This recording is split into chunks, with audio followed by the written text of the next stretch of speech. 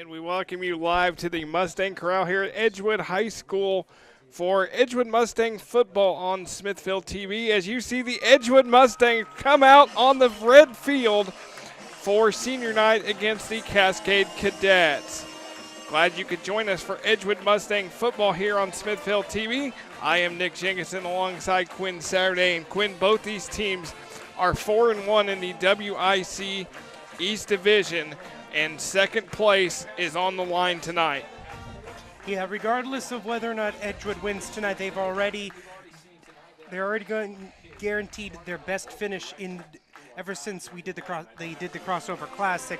But you always want to get that a little close to the top. You can't get to that first place game, but the third place game is still quite an accomplishment for this team.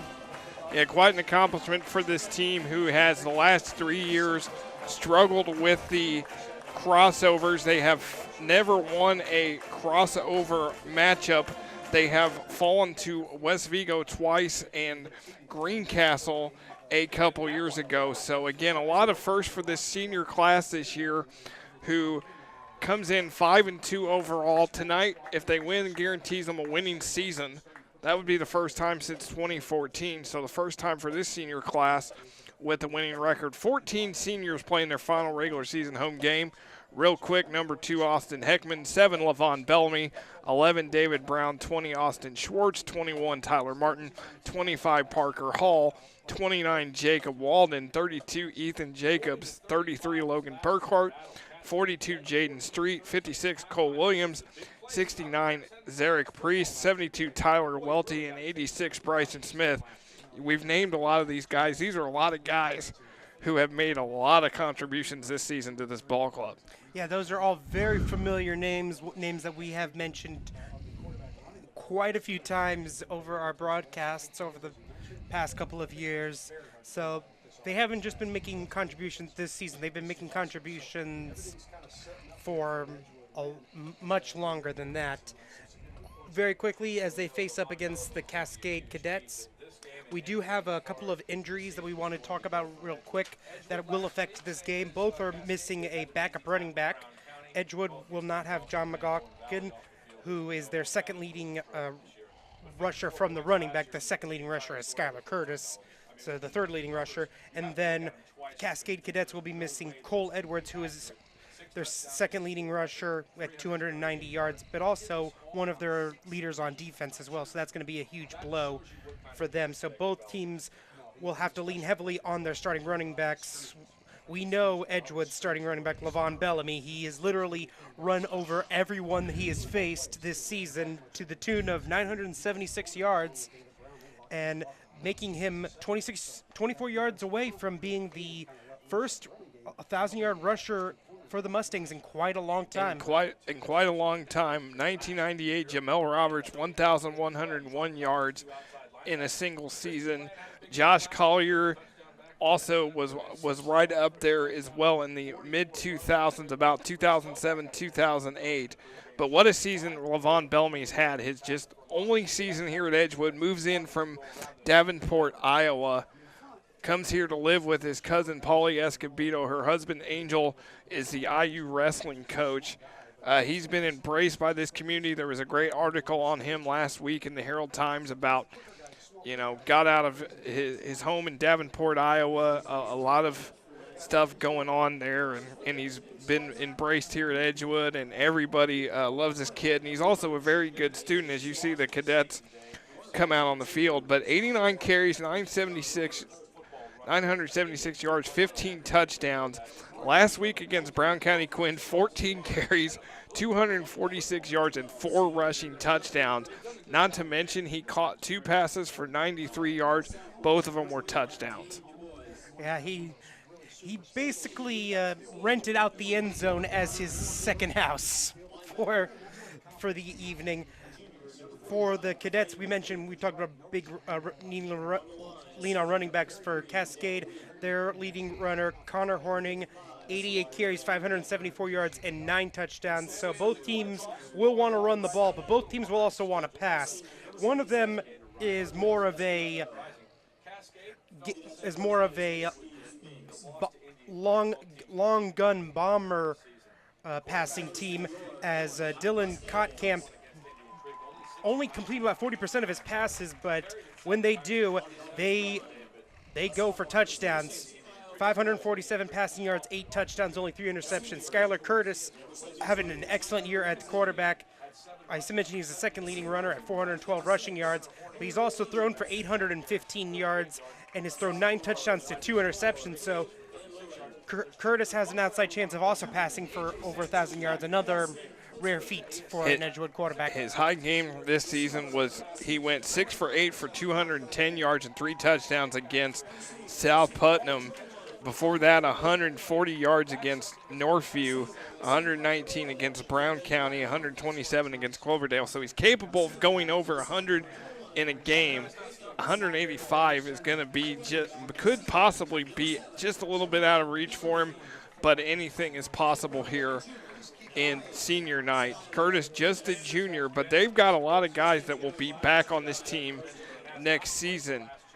Of course, next week is the crossover matchups. Both these teams will go on the road. We will explain the crossover matchups, of course, as we go forth in this broadcast. You see the Edgewood Mustangs coached by Brian Rosenberg, 8-9 in his second year, 1-2 here on this red turf, 4-0 on the road.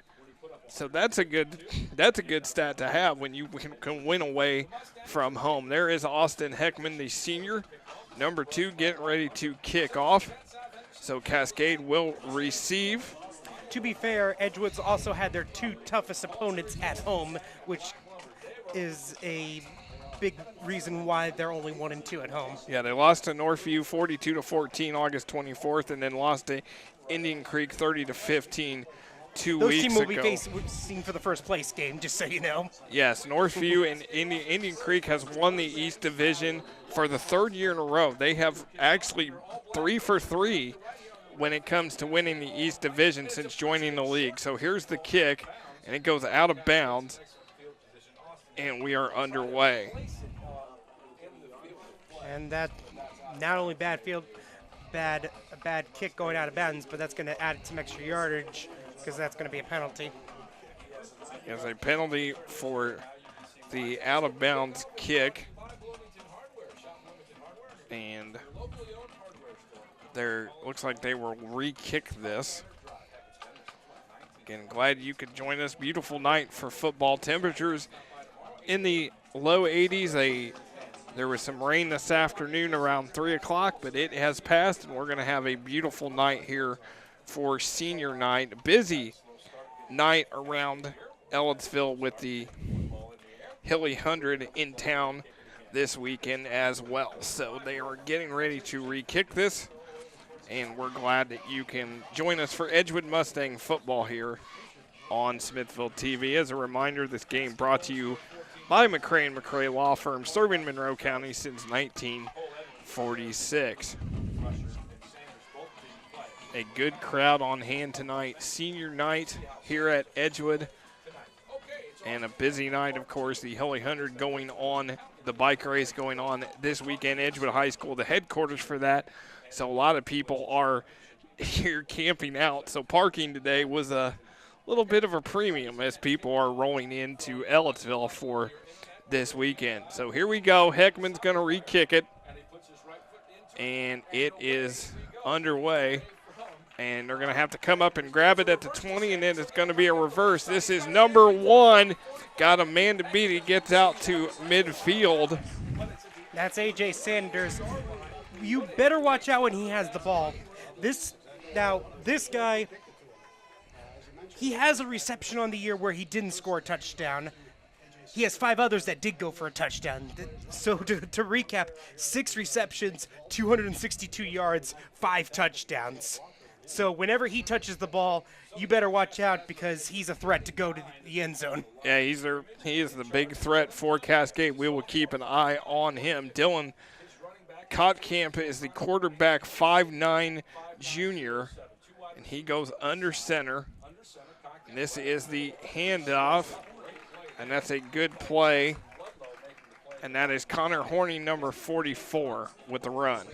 As I mentioned in the pregame, he's going to be given even bigger load of the carries with Cole Edwards being out for this game. Another person we might want to look out for is the freshman Jackson Mantooth, who has 38 carries for 143 yards on the year and has played in every single game. So they may lean on him a little bit to help spell Horning if he gets tired.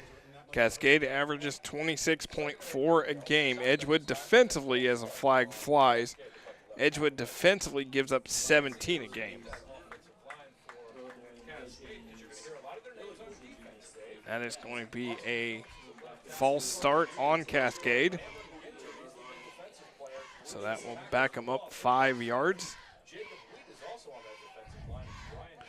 That will be a 2nd and 13 at their own 48. Early on here at the Mustang Corral. Now it's a shotgun. This will be Horning, and he gets past to midfield and bowls his way down near the 45-yard line. Powerful runner, Horning. Yeah, Horning is going to take most of the inside carries, while they will be relying a lot on receivers to run around the corners. So a little bit simplified of an offense, but very effective, especially with a runner like Horning who is able to break multiple tackles, where even when you think he's down, he's not down. 3rd and 8 now at the Edgewood 47. 7 yards on 2 carries so far for Horning. Shotgun, man in motion. This will be number 12 on the end around, and he gets pulled down before the first down marker. Justin Hurst is number 12. Justin Hurst, one of those receivers that I mentioned that go to the outside, 9 carries for 73 yards and a rushing touchdown on the season, but he is normally a receiver.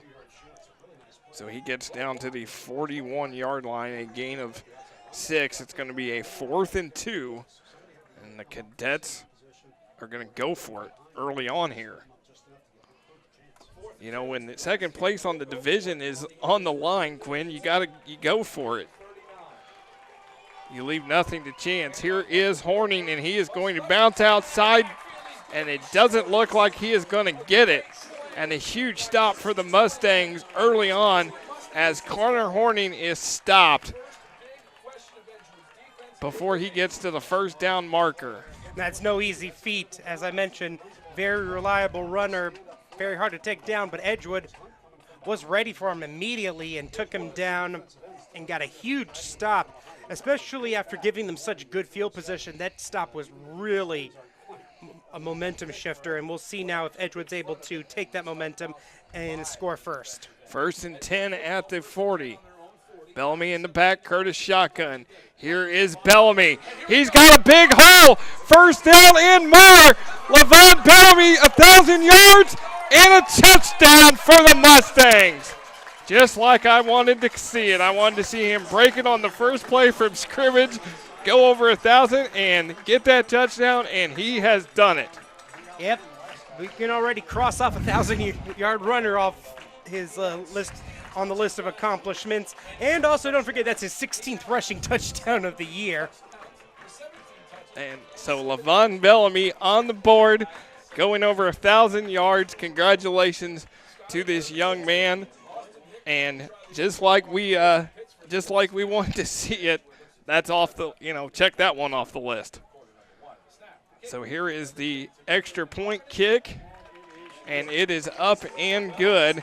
And Edgewood is up 7-0 here with 9:07 to go in the first quarter. But how about that run by Bellamy?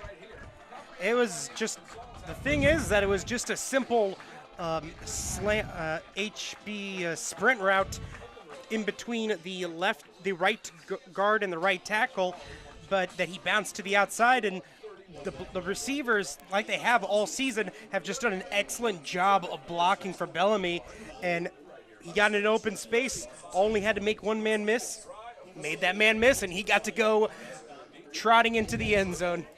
And not to mention, too, Quinn, all season, Edgewood has scored on a lot of big plays.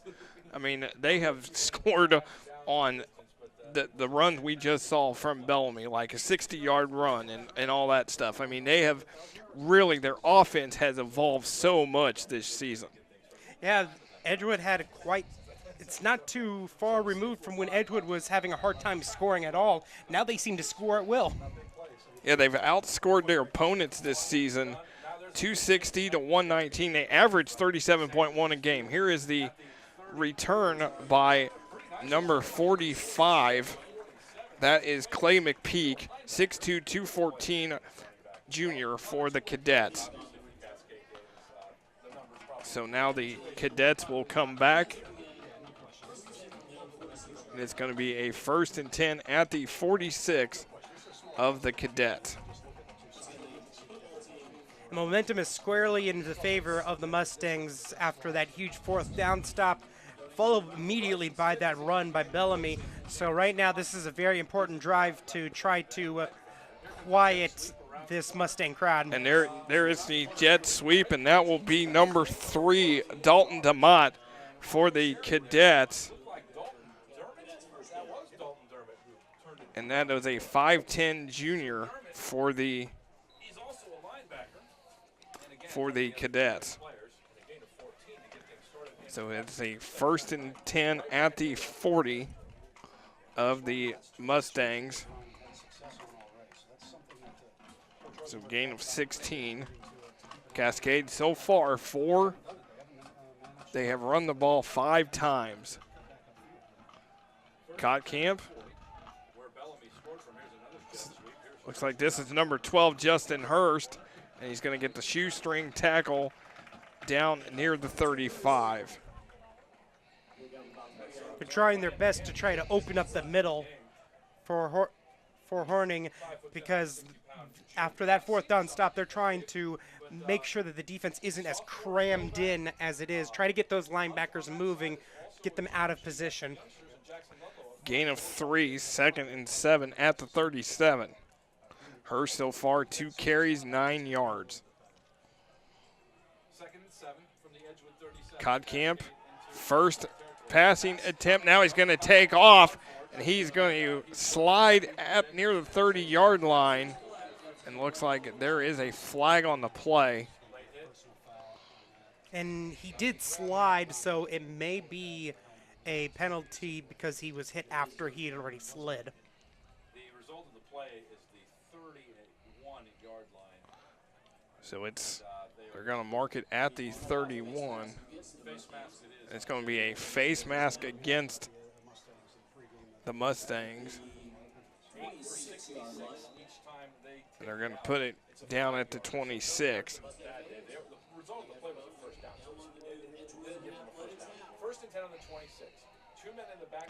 So 1st and 10 at the 26. And Horning gets stuffed in the backfield as number 50. That is Reese Novak, 5'9", 190-pound sophomore for the Mustangs with that stop. Ball goes to the 29. So a 2nd and 13 as Horning got stopped for a loss of 3. Camp, shotgun. This will be the jet sweep this time, and this is number 3, and he gets down past the 20 for DeMott, number 3. So far we have not seen Cascade go to the air yet. Like I said, they do prefer to. Both teams do prefer to keep it on the ground, and if you're able to pick up 6, 7, 8 yards on these jet sweeps, you don't really need to pass the ball. Set 3rd and 4 at the 20, gain of 9 for DeMott. This will be Horning, and he just goes right up the middle, and he gets stuffed. And I really admire that Edgewood is staying home. They know that these sweeps are meant to open up holes so that they can give Horning the ball to go right up the middle, but they are sticking their ground and trying to take away Horning as much as possible. That was his 7th carry of the night so far. Cadets yet to pass. Ball is, they gave him a gain of 1. So 4th and 3 at the 19. Cadets going for it.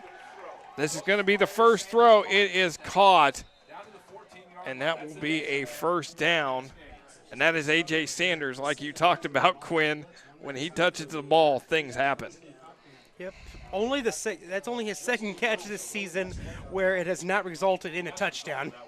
So that's a first down and 10 at the 15. So a gain of 4 on that pass. Ball is put at the 14. So a gain of 5. Cascade in the red zone. Cotcamp. It's going to drop back, and now he's going to roll. Now he's going to take off right up the middle and slide again. He's going to be short of the first down. Very smart quarterback. Knows that the quarterback is allowed the privilege of sliding and not having to be hit, and he's using that very effectively. So it's a 2nd and 4 at the 8. Gain of 6. Again, Edgewood's got to watch it when he slides because they could, if when he slide the way he slid, they got to watch those helmet-to-helmet hits. 2nd and 4 at the 8. There is Hurst, number 12. He cuts back, and he is going to bounce into the end zone for the touchdown. So Justin Hurst gets Cascade on the board with a 8-yard touchdown. That's the one downside of maintaining the middle of the field is that these jet sweeps have been hurting them for about 7-8 yards a carry, and right there you see it as Hurst was able to, on his 3rd carry of the game, get in there for his 2nd rushing touchdown of the season. That was 9 plays as the extra point is good. 9-play drive for Cascade. 8 runs, just 1 pass in that game. So far, just 1 pass in this whole game. Of course, Edgewood's only had one play on their drive with Bellamy with the touchdown. So, and that's another thing is that if this is another quick drive for Edgewood, then that defense is going to start getting worn down in this first quarter because right now the time of possession is really favored towards Cascade, and that does, well, it doesn't really mean much now. It does add up as the game goes along. That is something we will definitely keep an eye on. Steve Spinks is the coach for the Cadets. He's 10-18 at 3rd year at the school. He was 3-8 in 2016, 3-7 in 2017, 4-3 this year so far. Their wins come over Danville, Brown County, Cloverdale, and Owen Valley. Their losses, Monrovia, Greencastle, and Indian Creek. So, again, both teams have had tough losses to teams. Monrovia is always a good team. Greencastle is most likely going to be the team, whoever wins this game, they face next week in that crossover matchup. So here is the return. Looks like this is David Brown, number 11. Brown's going to get past the 35, past the 40, and out near the 45. David Brown is dangerous returner for the Mustangs. He had a 50-yard punt return for a touchdown against Owen Valley. He's also had a 30-yard interception return for a touchdown at South Putnam earlier this season. So it is 1st and 10 at the Edgewood 42. Be curious to see what they do this time. What does Bellamy do for an encore?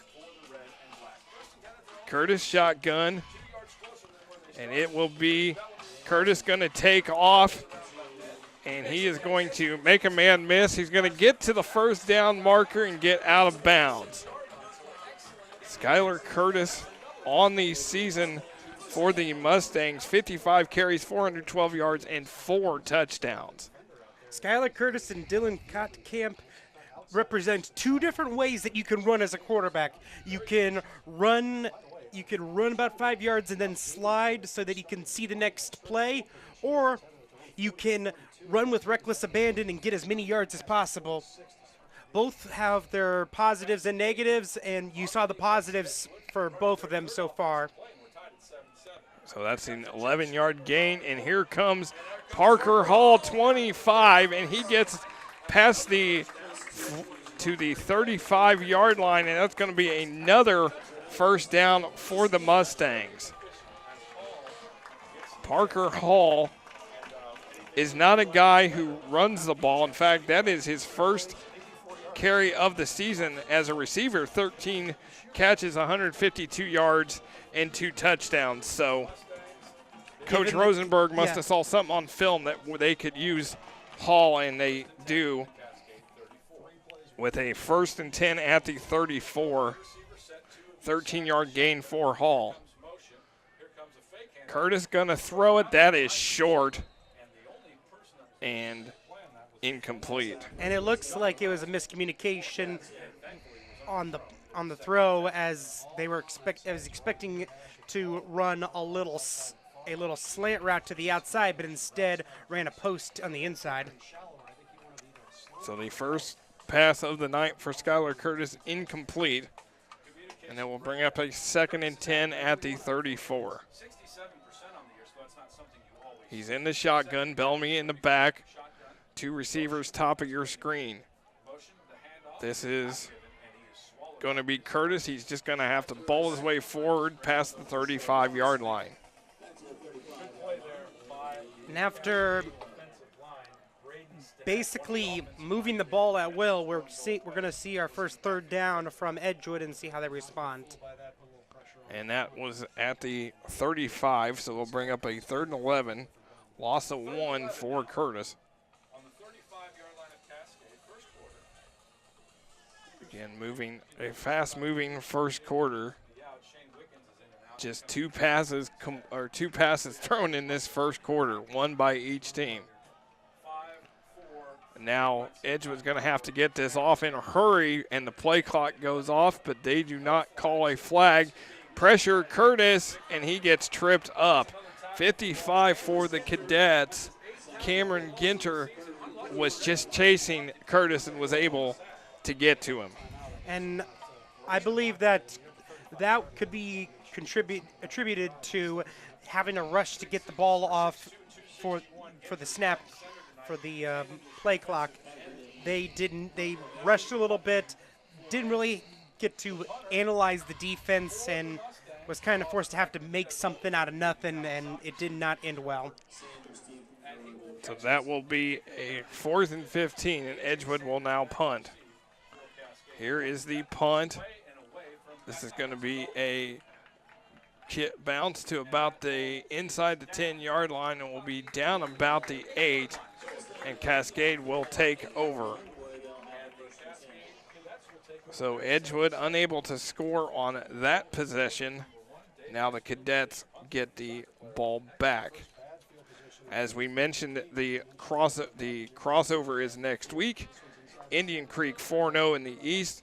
Edgewood and Cascade 3-1. Cloverdale 2-4. Brown County is 0-4. Owen Valley 0-4. Northview 4-0 in the West.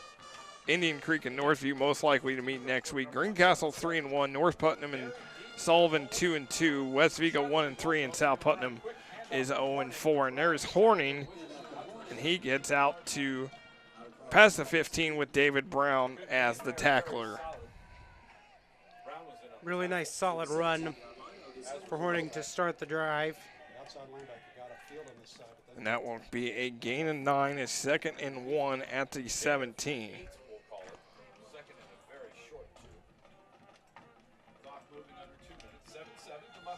So 2nd and 1 at the 17 for the Cadets. 4 receivers, and then here's Horning, and he will get hit. And it's going to be a first down for Horning as he gets out to the 19. Told you, when you think he's down, he's not. He's able to fight for that 1 yard. He gets a gain of 3 and gets it out to the 20. So a fresh set of downs for the Cadets. Hurst in motion. And here is Cotcamp going to throw, and that is incomplete, intended for Hurst. Yeah, Hurst was not able, kind of ran into a wall of a cornerback on the play, just was unable to get around, and the pass was a little overthrown as well. And guess who that cornerback was? It was Levon Bellamy. So he makes plays on, he makes an impact on both sides of the football. 2nd and 10 at the 20. As we are near the end of the first quarter, here is Hurst on the sweep, and he gets outside. Bellamy chasing him, and now it's a foot race. Justin Hurst past midfield, and he gets tripped up near the 30, but there is a flag.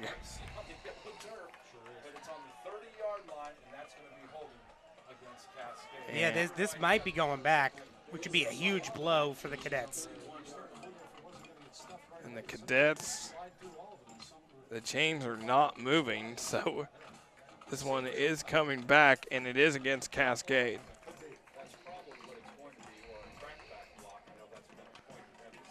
But so that's a huge penalty for the Cadets.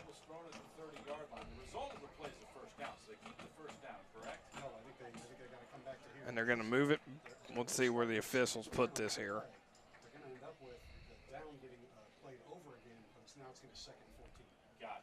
They're going to put him, looks like they're going to put him at the 16.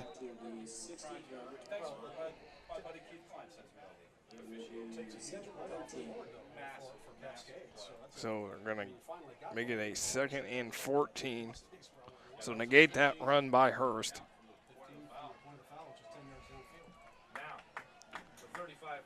Approaching the end of the first quarter here. Fast moving first quarter. Cotcamp back. Here comes the pressure. He finds Horning over the middle. Horning's going to cut outside, and he's going to get to the 30-yard line before he gets tripped up. That will be good enough for the first down for the Cadets. Gets him out to the 32, and that is just the second pass completion for Cotcamp. 2 of 3 tonight so far for the Mustangs. 1st and 10 at the 32. And they're going to let this catch of the season for Horning. And they're going to let this run out. So we are at the end of the first quarter. Cascade 7, Edgewood 7 here on Smithville TV. Welcome to Technology Powered by Smithville. Let our welcoming and friendly staff help you with your technology needs. Stop by to get Smithville Cellular Extra plans on the latest devices. Get routers and tech products at great prices. Plus, if you're a Smithville customer, you can pay your bill and change services. Come see us at the Clear Creek Crossing Plaza or check us out at smithville.com/technology. Technology Powered by Smithville, Bloomington's communications and tech store. Welcome back to the Mustang Corral. You look at the Edgewood cheerleaders as they are getting this crowd fired up. It is tied 7-7. Glad you could join us for Edgewood Mustang football here on Smithville TV. Alongside Quinn Saturday, I am Nick Jason. And if Quinn, a fast-moving first quarter, Levon Bellamy 60-yard run sends him over the 1,000-yard mark for the season. Yeah, it was no doubt about it. Able just to break the run. Excellent blocking by the receivers. But outside of that run, this has been the Cadets' game to a point. They have controlled the time of possession 9-3 in the first quarter, and they have seemed to have mitigated the loss of Cole Edwards with the use of the wide receiver jet sweep, specifically with the help of one Justin Hurst, the senior. A 4-play drive to start the game for the Cadets, then 9 plays on the touchdown by Hurst, and now this is their 6th play, and it is stuffed as Hurst gets stuffed in the backfield. And that's Tristan Bland with the stop for the Mustangs. Bland has made his name well known. He had the kickoff return for a touchdown against Owen Valley the last time out. So that is a loss of 7. And this Mustang defense, Quinn, as we talked about, the offense has evolved. This defense has evolved over the last couple years as well. Kottkamp's going to roll out. He's got a lot of time. Now he's going to take off, and he gets hit about the 30-yard line. He was definitely looking to pass the entire way and then was kind of forced into having to run the ball. Great coverage down the field to force a 2 or 3 yard run instead of a possible 20-yard pass. They're going to mark it at the 30, so a gain of 5. Kottkamp not afraid to tuck it and run for the Cadets. I mean, their bread and butter is running the ball. That's what they do. That's their jet sweeps, and that's how they're doing it so far. Kottkamp isn't going to break a 50-yard run, but he can pick up some yards with his legs. Here is in the shotgun, got a man, had to turn around, and it is incomplete, and that was intended for Hurst. And that was Bellamy who kept the tight coverage on him. Basically, Hurst didn't know which way the ball was coming, turned the wrong way out of his routes. If he had turned outside instead of inside, he probably would have been able to see the ball and adjust in time for that pass, but he turned the wrong way, and it was nowhere near him. And now Cascade is going to punt, and David Brown is standing about the 35-yard line. Brown has returned a punt before for a touchdown. He's going to have to come up to catch this. No fair catch signal, and Brown gets knocked down about the 50-yard line. So Edgewood going to have excellent field position here with their 3rd possession of the game. You see number 7, Levon Bellamy. Again, he's only had the 1 run in this game so far. And that's all he's needed.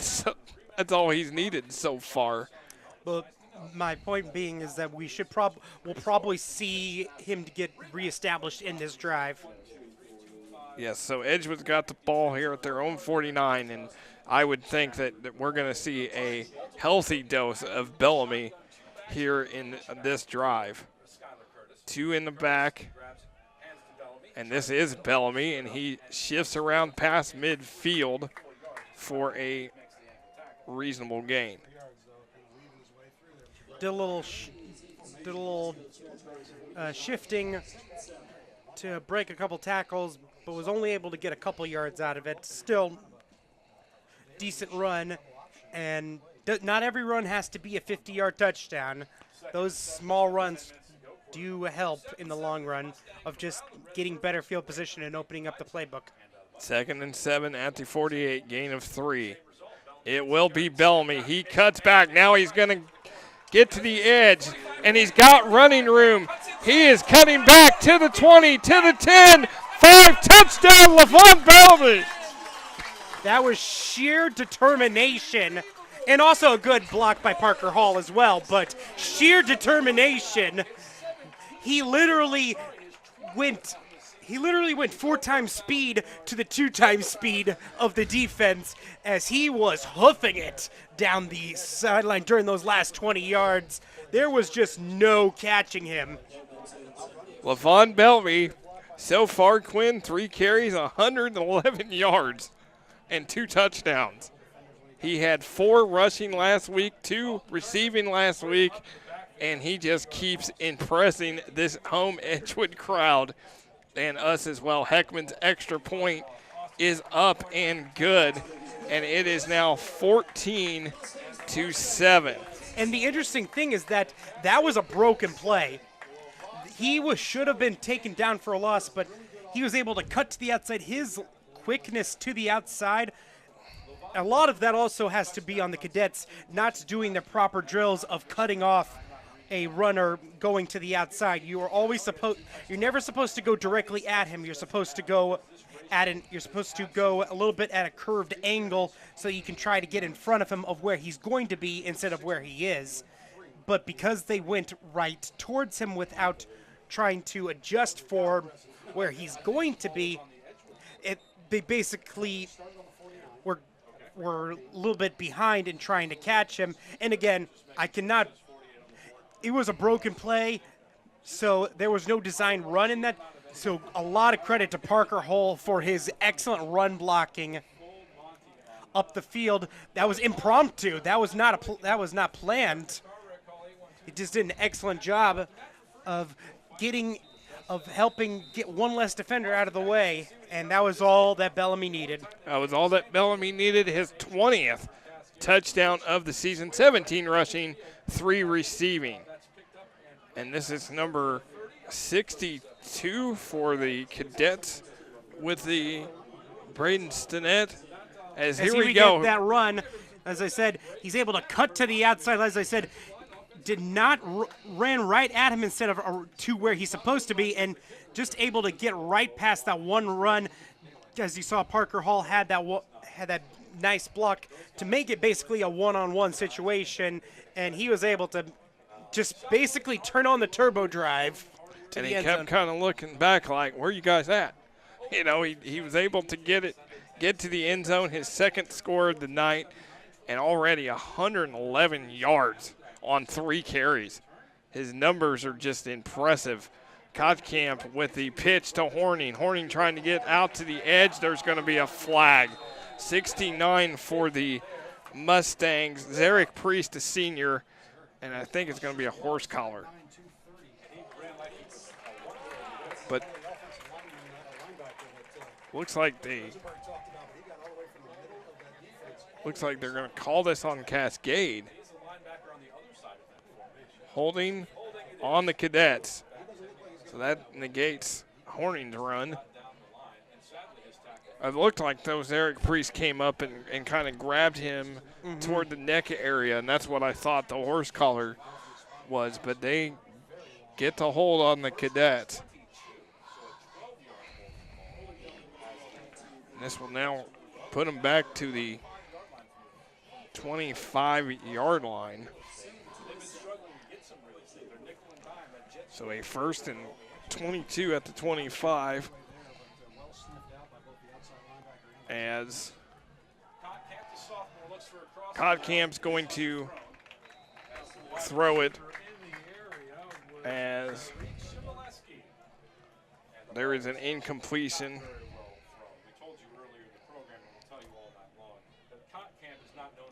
And it is going to be an incompletion. And it is 2nd and 22. 8:48 to go here before half.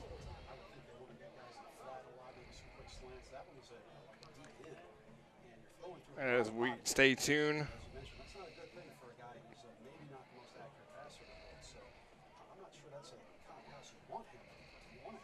I would run the jet sweep on 2nd and 22. That's just me, and there it goes. There's this.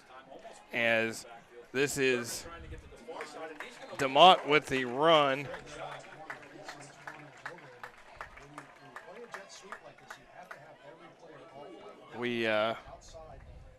It's going to be a run for.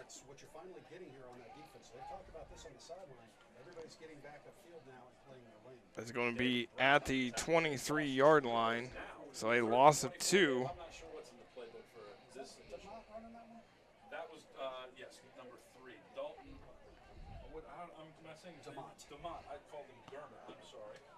So it's going to be a 3rd and 24 for the.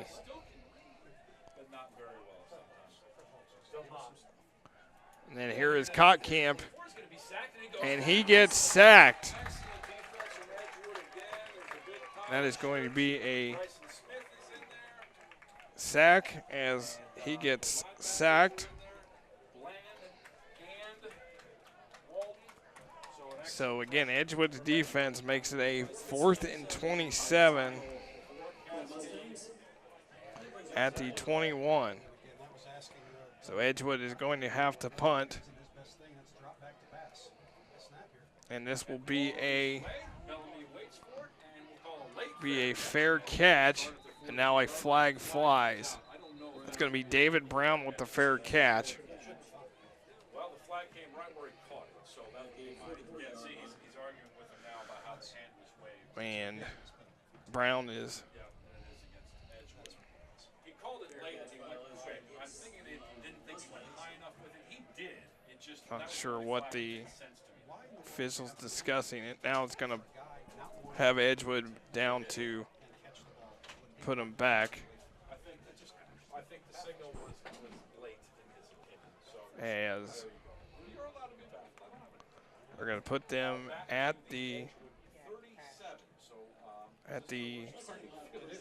37-yard line. Well, there's 7:22 to go in the second quarter, and it's 14-7. So 14-7 here, 7:22 to go. We're having some technical difficulties with our scoreboard. We will get them working as soon as we can. Formation we've seen all night. And this is Bellamy, and here he goes. Or no, this is Logan Burkhart with the big run, the senior Logan Burkhart with the huge run, and he is into Cascade territory. He gets down to the 30-yard line. But it's going to be a penalty on the Mustangs, so this one coming back.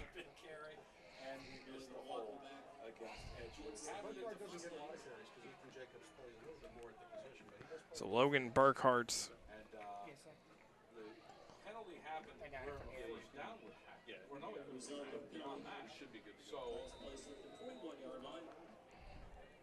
so it's going to be That's how big the run was, and that's where the penalty was, more down the field in the secondary. So believe it or not, it's 1st and 6 after holding. That's going to take me some time to get used to calling. They're going to actually give it a 1st and 6, so they're going to give Burkhart 4 yards on that carry.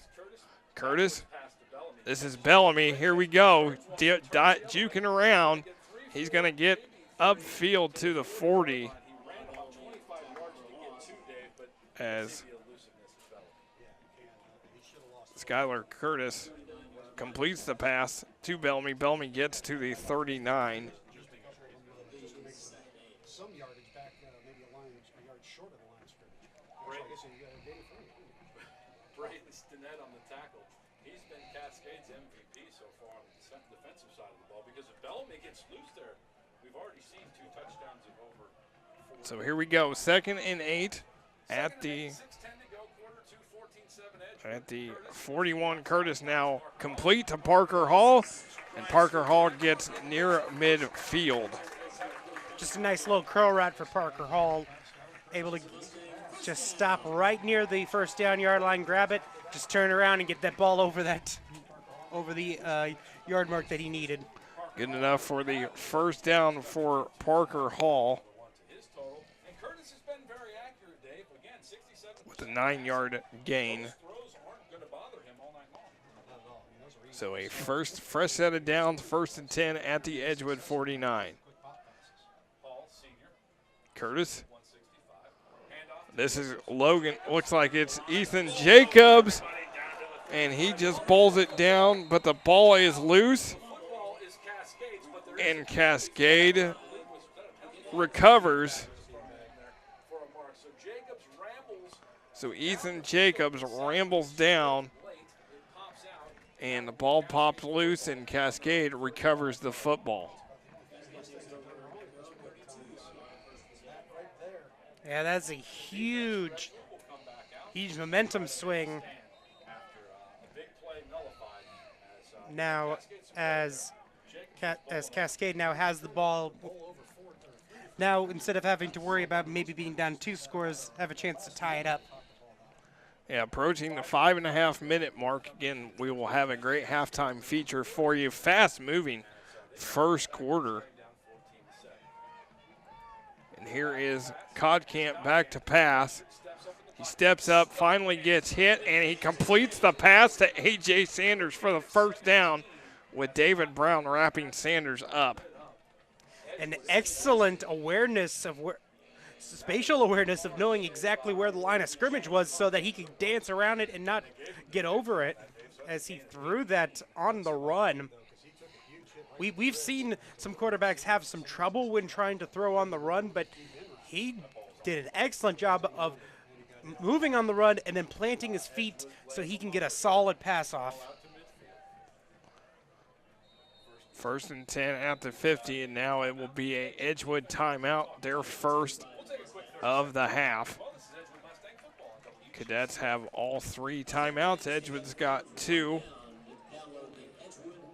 As a reminder, next week, our final regular season broadcast, it will be Southport against Bloomington North, 7 o'clock next Friday night. That should be a very entertaining game. Reese Lozano tonight, or coming into tonight's game, Reese Lozano is at 801 passing yards for the freshman, but we will see Eddie Schott, the Ball State recruit quarterback, coming into tonight for him, 2,445 yards, 30 touchdowns, and 10 interceptions. We'll also see his favorite target, Ryan Lazan, 824 receiving yards and 12 TDs. Bloomington North tonight at Columbus North. Southport hosting Terre Haute South, as that will be a interesting or entertaining game, and we will look forward to bringing that one to you next Friday night. The state tournament draw is this Sunday at 6 o'clock. These teams will find out who they will play in the sectional. Edgewood's hosted a first-round game the last 7 years. They are looking for their first sectional win since 2014. Bloomington North and Bloomington South have met the last 3 years in their sectional. So, again, those are the storylines that I'm waiting to see. Does Edgewood get another home game, and does North and South meet up again in the sectional? South's won all 3 of those meetings. And now it's a Cascade timeout as the play clock was winding down at 3. So, and the Cadets were still on the sidelines, so I'm not sure what that decision was. So another timeout with both teams having 2 remaining. As again, we've mentioned that Skylar Curtis coming into tonight, 815 passing yards on the season. As you see, LaVon Bellamy, what a big night for him so far. 2 touchdowns, over 111 yards rushing on just 3 carries, and going over 1,000 yards for the season. Here is the trickeration, and now Hurst gonna fire it, and it's gonna be short, intended for Sanders. Just a little bit out in front of him, but I can't blame Hurst because he needed to, because if he had thrown it directly to the receiver, that was excellent coverage by Edgewood. It needed to be thrown out in front of him, just receiver wasn't able to get there in time. So that's Hurst's first pass of the night, just not, short-handed. Again, you got to credit this Mustang defense because they are disrupting the offense of the Cadets. A lot of pressure with Kotkamp, and he just had to get rid of it to Hurst. And here is the toss, and there is a big stick for 32. That is Ethan Jacobs, the senior.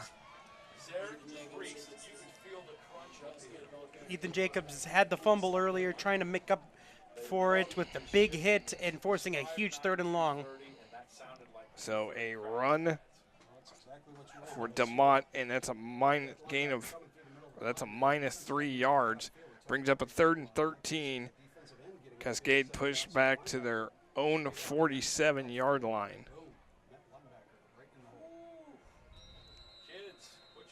Play clock down at 3. Now Cascade's going to have to call another timeout. So we have 4:15 remaining here in the second quarter. 14-7, Edgewood leads.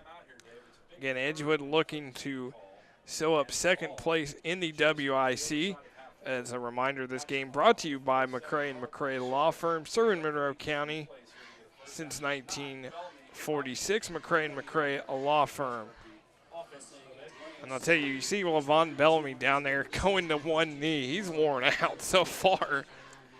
Yeah, I mean, he's only had 3 runs on the night, but he's also been out there on every defensive snap. And as I said in the first quarter, and it stayed true here in the second quarter, Cascade is controlling the time of possession. 3rd and 13. It's going to be 4 wide. And Cotcamp steps up, and it is complete. And then the stiff arm, and that is Mason Tharp, number 24, 5'11", 160-pound junior. Mason Tharp, first reception on the night. He has 5 on the season for 96 yards and 2 touchdowns. So that will put the ball at the 34 for the Cadets. A huge gain for Tharp, his first reception of the night. Cotcamp, and this one is complete, and he gets up the sideline, and that is Zachariah Carroll, number 8, with the reception. So Cotcamp now starting to find more weapons on offense that he can go to. Finding a bit of a rhythm. Ball is at the 27-yard line, so a 7-yard gain, 2nd and 3. Cotcamp, Horning in the back, 4 receivers. Cotcamp looking over the middle, intercepted. David Brown with the interception. So David Brown with the interception, and Edgewood defense comes up big again. David Brown, the senior, coming up big on senior night with a huge interception, especially with Cascade really starting to take advantage, starting to hit a rhythm on the passing game, able to get right in the way and get the interception, and now huge chance if they can score here, they'll also get the ball back to start the second half. And here is, looks like that was Bellamy. That was Bellamy, and he got wrapped up immediately. It didn't have good blocking right off of the snap. We're going to give Bellamy a loss of 1, so it will be a 2nd and 11 at the 16. Curtis. And this is Bellamy juking around again. He's wrapped up immediately, and he's going to get another big loss and going to get wrapped up inside the 5. Yeah.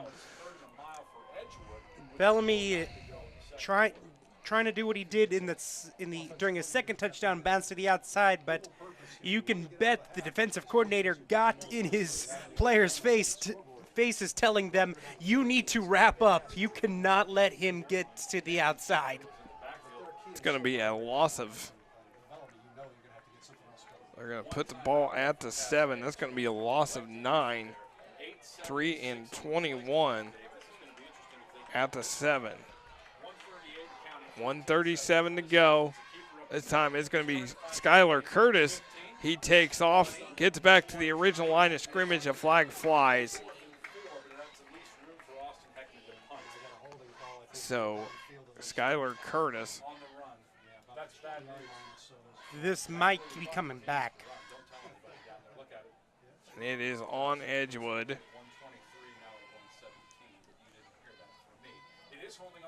And this will push them back. It looks like the spot of the foul. They're gathering around the 24-yard line. And that's where they would put the ball down. So we're going to put the ball,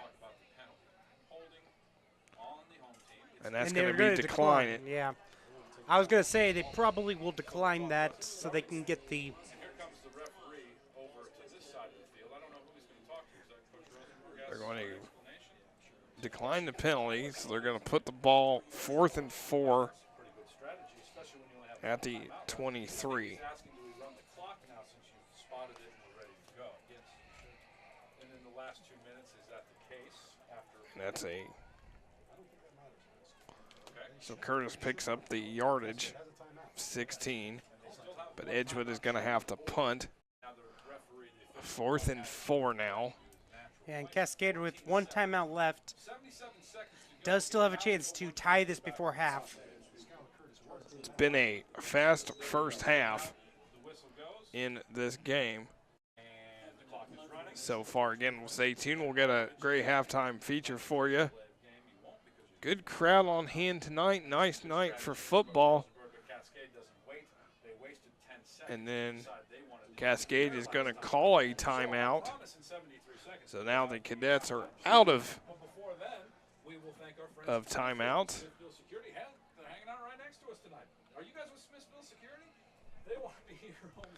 As the Cadets, you see the Cadets on the sidelines.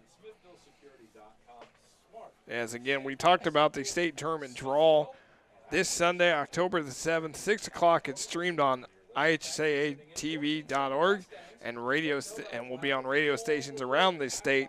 No TV coverage. 320 schools in the state, 6 classes.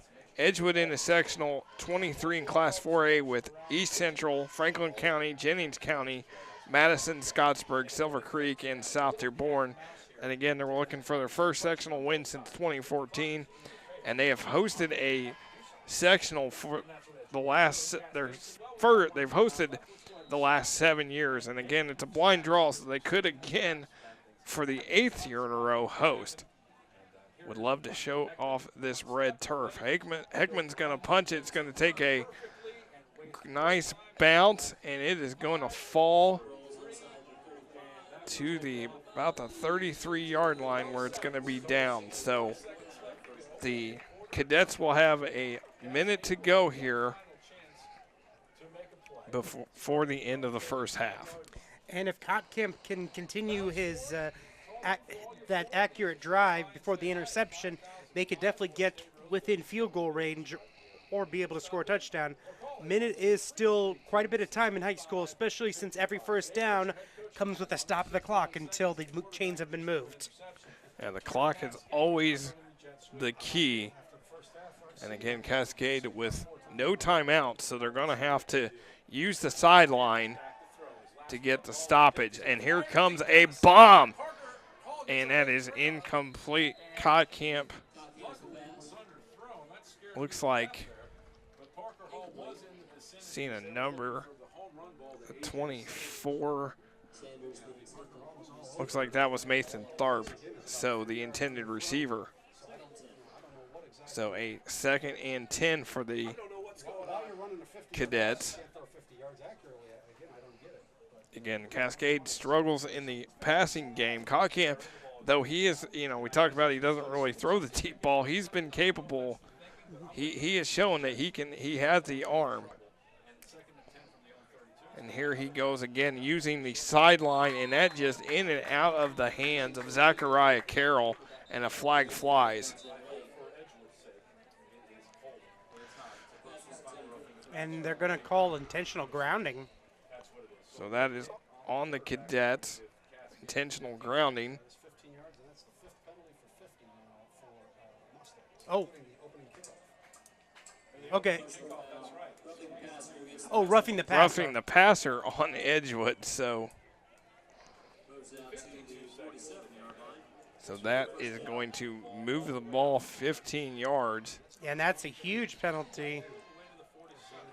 Out to the 47, so a 15-yard penalty for the Mustangs. Gives Cascade some new life here inside a minute before halftime. Kotkamp Shotgun, 4 wide, 3 at the top of the screen, and then there's movement. This will be on the Cadets. So that's going to move them back 5. 1st and 15 at the 42. 2 steps forward, 1 step back. And 1st and 10 turns into 1st and 1st and 15. Again, Edgewood leading 14-7. Been an entertaining first half. Edgewood does still have 2 timeouts if they're able to. As Cotcamp going to throw it, and that is incomplete. Drop by Carroll. So a 2nd and 15 now for the Cadets. Cascade 0-3 on this drive.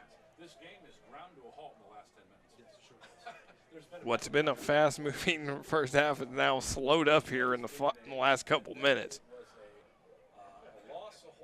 Again, a great crowd. The weather has held out. The Hilly 100 in Ellettsville this weekend, Edgewood High School, the headquarters, Hilly 100, the annual bike race. So it brings a lot of people into town.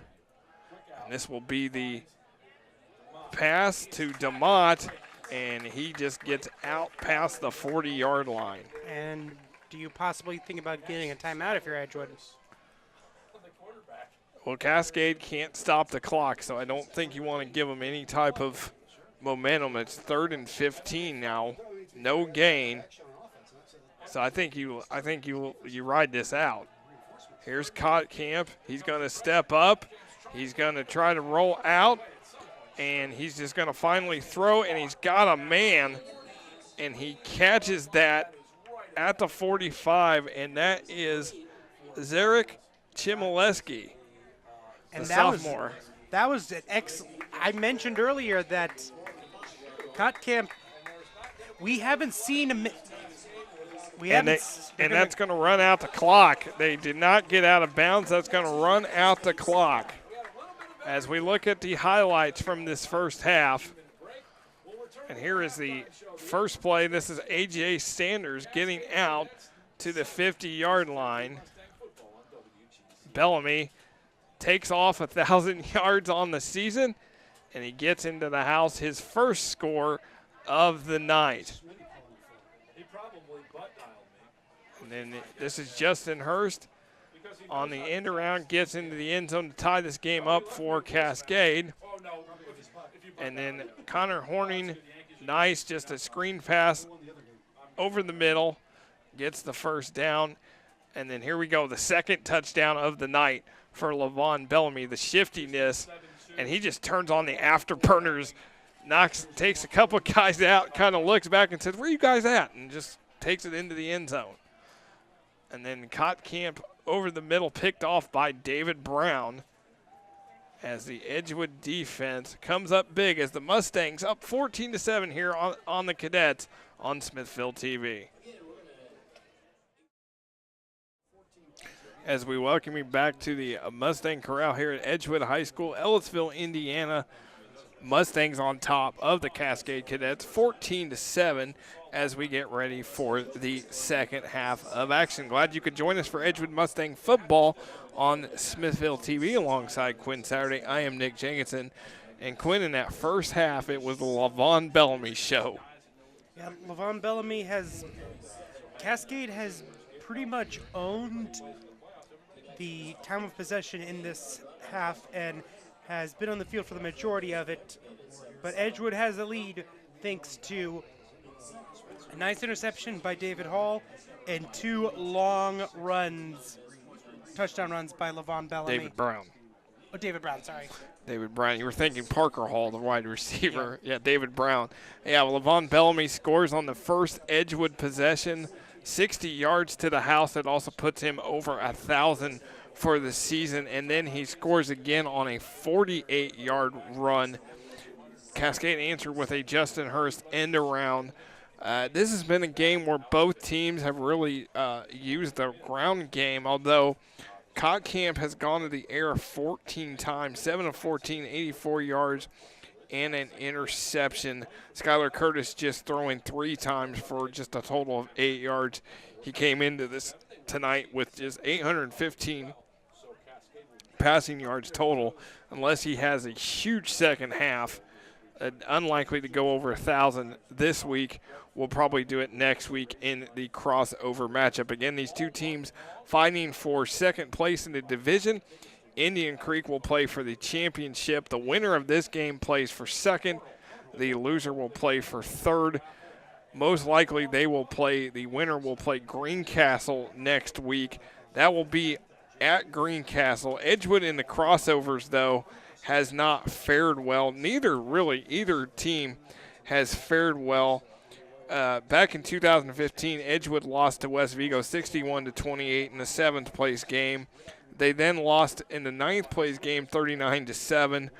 They then lost again in the 9th place game 42-9. So they are 0-3 all-time in crossovers. Actually, the West Division has owned the crossovers 15-3 all-time. Cascade is 0-3 as well in the crossovers. They lost to South Putnam 35-21 back in 2015 for 5th place. They then lost in 2016 to North Putnam 50-7 for 7th place. And then last year in the 3rd place game, they got spanked by Northview 56-14. So the East Division is hoping next week that history does not repeat itself and some things change. Well, East has 3 really good teams in Indian Creek, Cascade, and Edgewood, having a chance to get some more wins for the East in the Crossover Classic this coming week. Yeah, in the championship games through the years, Northview beat Owen Valley 28-14 in 2015. Sullivan beat Indian Creek 63-42 in 2016.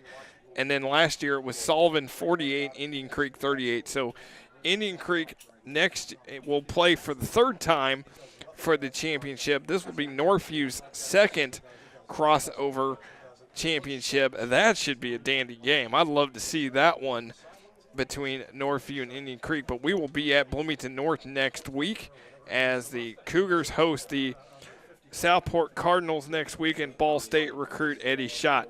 Quick check on 2 scores. South is leading Roncalli 27-7 at halftime, and then Columbus North is beating Bloomington North 21-3 as that goes toward the half. So Cascade will kick it off, and Edgewood will receive, and this is a low drive kick, and this is going to be David Brown, and he gets taken down at the 30-yard line. So the Mustangs will have it at the 30-yard line. For a squib kick, that actually didn't end up going too badly for the Cadets. The 30-yard line, in terms of field position, 30-yard line, pretty good considering what usually happens during a squib kick. So Skylar Curtis, who only threw 3 passes in the first half, comes back out on the field. Empty backfield. It's going to go 5 wide as Curtis in the shotgun. He's going to drop back. He's got time. He's going to take off. And now he is going to take off and run. He's going to get past the first down marker and more. Skylar Curtis into Cascade territory past the 40-yard line. I mean, you can't get passing yards when you're running for first downs. You can't have it both ways, but I think he'll take that nice first down run. Skylar Curtis, just the junior. He gets it down to the 38-yard line of the Cadets. So a huge run for Curtis. As I mentioned, Curtis is not afraid to dive and take that extra hit for an extra yard. He's very fearless on the run. And here is Levon Bellamy. Flag flies. He is going to elude a couple defenders, and then he's going to go down. Took about 7 Cadets to do it, but legal procedure on Edgewood, so that play will not count anyway. Penalties have haunted the Mustangs tonight. Had 5 in that first half.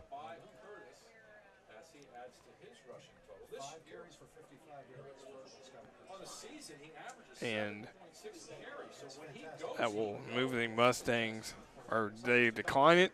I think they declined it, so it will be at the 39. So they're going to be a 2nd and 11. So a -1 for Bellamy. He had 101 rushing yards in the first half. Curtis going to throw it. It is complete. And he stays inbounds. I think that is Shane Wickens, number 1. I couldn't tell if it was Wickens or Brown. They're going to say it was Wickens. He gets to the 26. Or no, to the 30. About the 34. He can get lost in the shuffle out there, but with 5 receivers, that's a little bit different from Edgewood. Now we have There is Levon Bellamy. Bellamy to the 20. He keeps going, and then he is tackled from behind inside the 10-yard line. I call that the slingshot kind of run. I know that there's a proper name for it, but basically when the running back starts running forward and takes the ball as he's running forward, and so he doesn't stop while getting the carry, and he just goes zoom right through the hole in the offensive line, and an excellent run for Bellamy to get them inside the 10-yard line, I believe. Where he struggled when we first saw them against Northview, and then he had a huge game against Owen Valley. He has lived up. He has done what we talked about, the shiftiness that he has. Here is the toss, and that is Ethan Jacobs with the carry. It is senior night. They will try to. I do think they will try to get Ethan Jacobs a rushing touchdown on his final game here at the Mustang Corral. Ethan Jacobs on the season comes into the night with 22 carries, 99 yards, and a touchdown. And that will be, ball will be placed at the 5.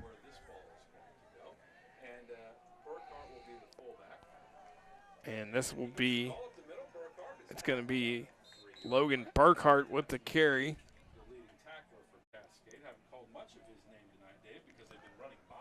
And that will bring up a 3rd down. Here comes Bryson Smith and Jacobs back into the game. So Jumbo package here. 3rd down. We're going to give him to the 3-yard line. So a 3rd and 3 at the 3. Curtis, he's going to just go forward. And he does not make it. It looks like looks like Coach Rosenberg might go for it here. You're literally at the 1-inch line. That ball is right there as you see a great close-up of it. A great shot by our camera crew. Annette Berner down there on that end of the field. So a great job by her to get a great look at where the ball is, and now a flag flies. False start on the Mustangs. Well, that might change things up. It's going to put Yep, the kicking team is coming out now. Now Austin Heckman is going to kick this. That could potentially be a 4-point penalty. Exactly. Heckman has not made a field goal this year either. And this will be Heckman not made a field goal yet this year. So this is a interesting decision. Curtis going to hold. And it is blocked. And there's a flag. Edgewood was trying to get another guy out, and it was too late. And that is on Edgewood. So a blocked field goal, and Cascade will take over.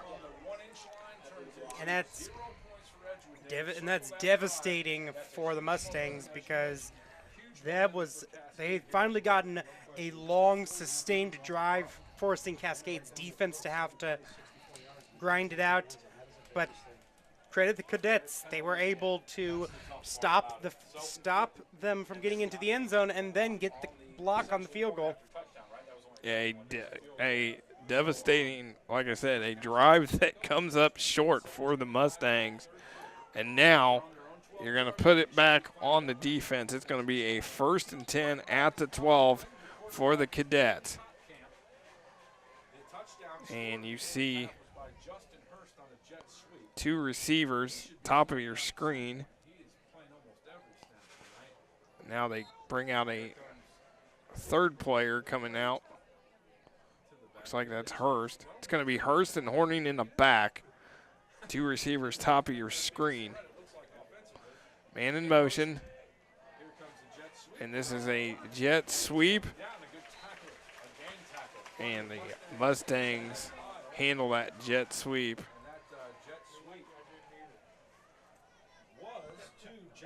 Looks like Jackson Mantooth, you talked about him earlier, Quinn, his first carry, the freshman. The true freshman, as a true freshman, he's played in every single game, trying to get some extra players in there to maybe help with the running game. The jet sweep worked in the first quarter, but then they kind of got away from it. This is a 2nd and 1, and that's Hurst, and he gets out to the 25-yard line. That will be a 1st down for the Cadets. So they move the chains. Ball gets to the 26. Gain of 13. Looks like Cascade just keeping what they do best. It's just going to keep running it. Again, winner gets to play for the 3rd place game in the Western Indiana Conference next week. Loser, 5th place. There is a huge run for the Cadets. This is Justin Hurst, and he gets down to the 30-yard line, tackled by Lavon Bellamy. And this is an interesting development. They're using Hurst as a running back and run. They're basically giving him the running back position and the plays in the backfield. These aren't end rounds. These are right up the middle. Excellent job, and a bit of a mismatch getting the speedier Hurst in between the tackles instead of the bulldozing Horning. So Hurst with a big 41-yard run. And here's Mantooth, and he gets to about the 30-yard line. Now a man is down, and the training staff comes out. Looks like it's Logan Burkhart for the Mustangs. As you see Coach Rosenberg coming out.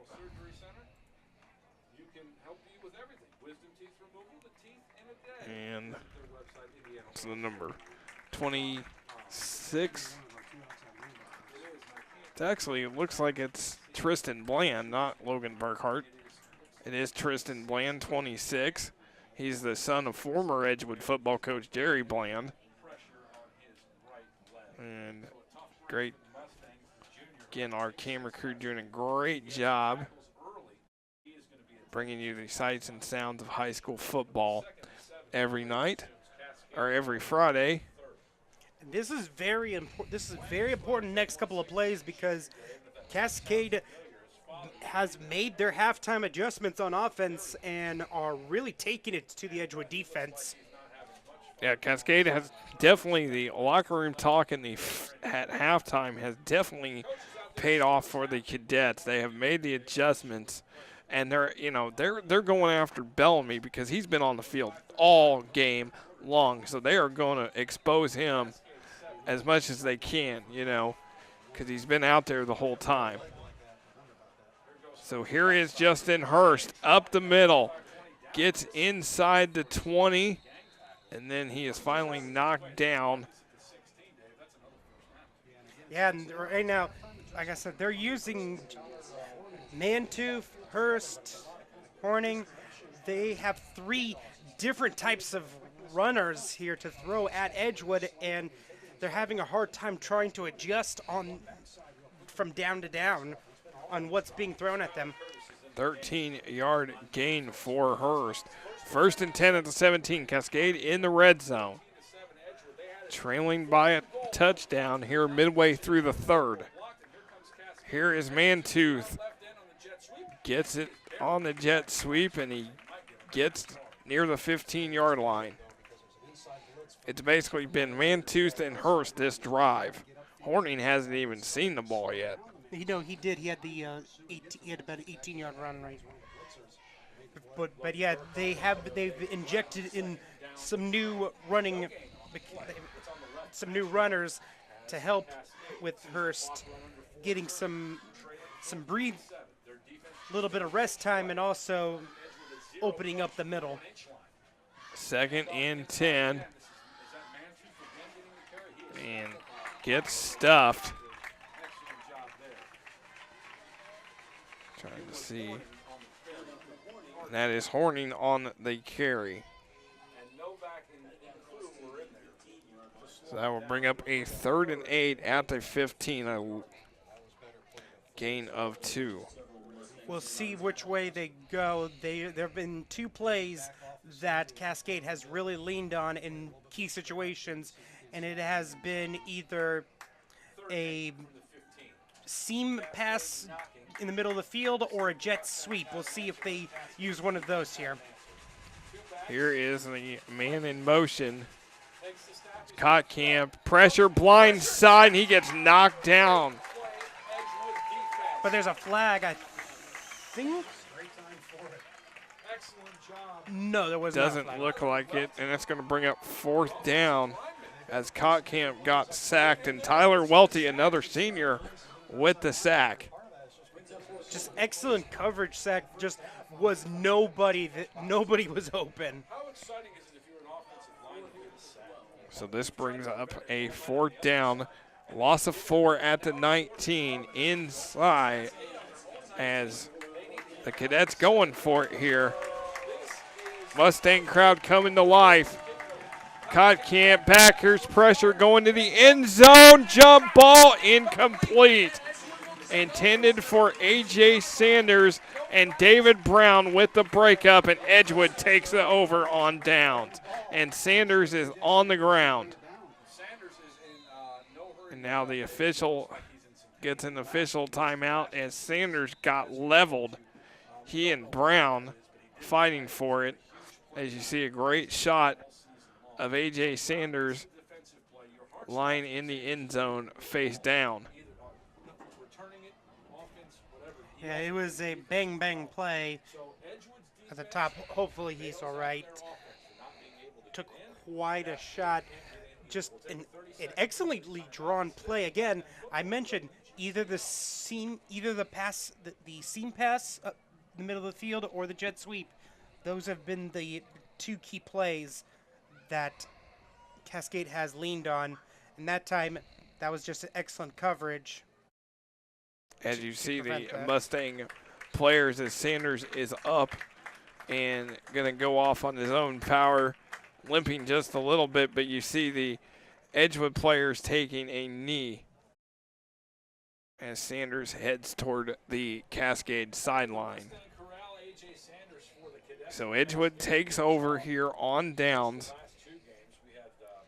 1st and 10 at their own 19-yard line. Again, great job by our camera crew this evening and bringing you the sights and sounds of high school football on Friday nights. Annette Berner, Nate Alarcon on the field cameras.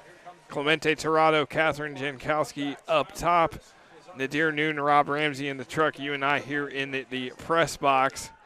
Thank you for everything that you all do. There's the pass from Curtis, and that is Shane Wicken, number 1. So Curtis gets it to Wickens. Wickens on the year receiving as he comes in. Just caught 3 passes for 23 yards and a touchdown coming into tonight. Just a quick screen pass trying to get the passing game going. And then a flag flies here. And going to be a false start on the Mustangs. Going to put them back 5 yards. That is the 7th penalty on Edgewood tonight. It's going to put them back at the 18. Yeah, the flags have come at some of the worst times for Edgewood. It's not just the number of them, it's when they've come. So Curtis in the shotgun, Bellamy in the back, 3 at the bottom of your screen. Here comes Bellamy. Going to get outside. He's going to get to the 25. He's going to get to the 30. Now he's got a hole. He's got a man blocker, and he's off to the end zone. LaVon Bellamy, 3 touchdowns. And all you got to say is Bellamy to the outside, goodbye. Seriously, that has literally been, you can describe all 3 touchdowns as Bellamy to the outside, goodbye. 81 yards on that touchdown run. I mean, he's trying to go for 2,000. How about 1,000 isn't enough for him. How about that? It is just incredible what this young man has done. But it's going to come back. Oh. And it's going to be a holding penalty on Edgewood.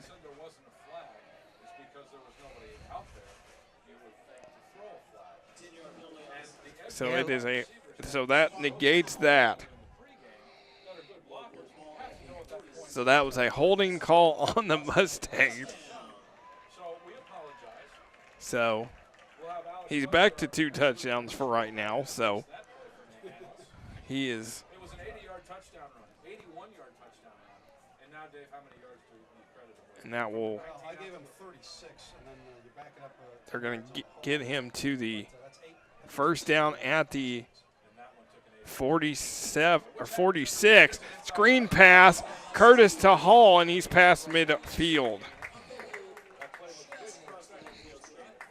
Hall was wide open. There was nobody around him. Now Parker Hall is down as the training staff comes out to check Hall. And you talk about the time of possession, Dave. What are they doing? They're stretching hard. That is, but what, like you said, Bellamy gets to the outside and he is gone. And that was just a unfortunate penalty for the Mustangs. As you see Coach Rosenberg and you see the Cascade sidelines and the fans that have made the trip from Cascade. Cascade located in Clayton, Indiana, in western Hendricks County. So about an hour or so drive for the Cadets. But as I mentioned just a couple minutes ago, it's not just the penalties for Edgewood, it's when they've happened. They have basically erased 2 scores off the board with penalties. Yeah, because they had that. They were right down there at the 1-inch line, and then there was a penalty. Curtis, literally all he had to do was just take it and then just step forward. Would have gotten the touchdown, and then, of course, that touchdown right there. That's 2 touchdowns off the board, and if Edgewood isn't able to score on this drive and it stays a 1-possession game, those penalties are going to just become even more destructive and, more just going to creep into the back of their mind that they should be ahead. And that will be what Coach Rosenberg harps on in practice this week, getting ready for that crossover matchup next week. So here is LaVon Bellamy, and he gets a short gain, brings up a 3rd down. So a 3rd and 3 for Bellamy.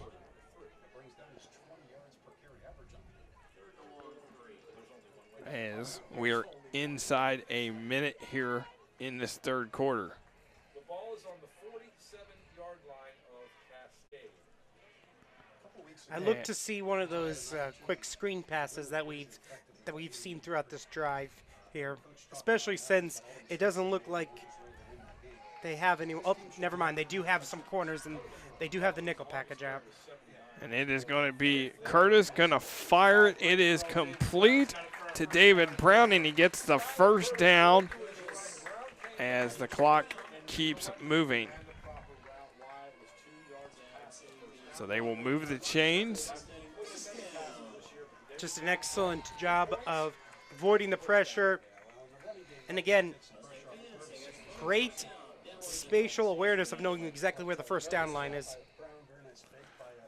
And they're going to get one more play here before the end of the third quarter. And this is going to be Levon Bellamy. And Cascade is going to wrap him up, and that is going to end the third quarter. Stay tuned. One more quarter to go. Edgewood leads Cascade 14-7 here on Smithville TV. All of our bowls are just a superfood, thicker smoothie, whether that's acai berry. We have what's called pitaya in a couple of our bowls, which is a really vibrant pink color. And then we chop up strawberries, bananas, blueberries, and they drizzle with honey. A couple of our bowls have peanut butter drizzled on top, dark chocolate bites. So every bowl is a little bit unique in its own way, but it's really just straight fruit and granola in a bowl. During the summertime, we're open Friday, Saturday. We're here from 10 to 3, and then Sunday, we're here from 9 o'clock to 1:30. As we welcome you back to the Mustang Corral here at Edgewood High School, Ellettsville, Indiana. Fourth quarter of action about to get underway. Edgewood leads Cascade 14-7. Winner finishes second in the WIC East and will play for third place next week in the WIC conference conference playoffs, as they do in week number 9. So 14-7. Winner likely to play Greencastle next week. Again, glad you could join us for Edgewood Mustang football alongside Quinn Saturday. I am Nick Jenkinson. Quinn, while Levon Bellamy has scored 2 touchdowns for Edgewood to keep them on top, penalties have been the killer for the Mustangs as well. Yeah, the amount of you can always overcome a large amount of penalties, as you see Bellamy get to the outside and then back into the inside, and then get near the first down yard line. He gets past the 35-yard line down near the 30, just short of the first down marker. It's going to bring a third down up and 2 at the 33, so a gain of 8 for Bellamy. But yeah, you can always overcome a large amount of penalties. It's when penalties happen is when they start hurting you.